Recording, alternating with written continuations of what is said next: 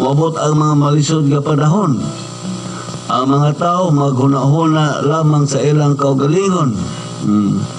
Og sa kwarta, ang bugiro sila, may patason, mabugal-bugalon, masupilon sa ilang mga gidikanan. Kini gitandog niya ang mga kahimtang ngadto sa mga anak, nga adunay mga anak nga dili na masupilo na sa ilang mga ginikanan. Dili na mapasalamaton o dili Diyos nun.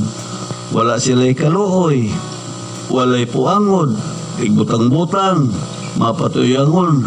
Muna niya ang mga pakita nimo sa kalibutan karon, mapatuyangon na, bangis, madidubtanon sa maayo. Ang 4, mabudhion, mapasagaron o garboso kayo, palabihon nila ang kahilayan kay sa Dios. Hallelujah.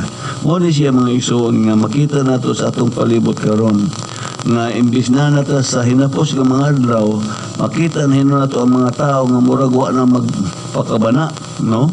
Murag wala na paghuna-huna nga budol sa Ginoo, sa dili pa maulahi ang tanan, kaya lisod ng kayo nga anak ra ka mangandam, igo na. Mintras unta sa wala pa, o magutay mahimo og moabot na ang ato nga kulong sidangatan nato nga unta nagyutas kamot sa Ginoo. Mora na nga ato nga masikyod kay ta kung ang atong kinabuhi nagyut sa kamot sa Ginoo. Makaplaganta sa Ginoo nga naglakaw ubos sa pagkamatarong ug nagkinabuhi ta sa iyang mga pulong adlawng tanan.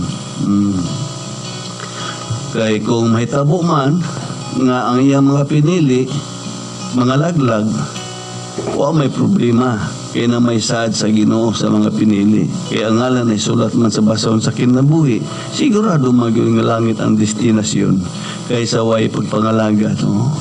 O mato pa sa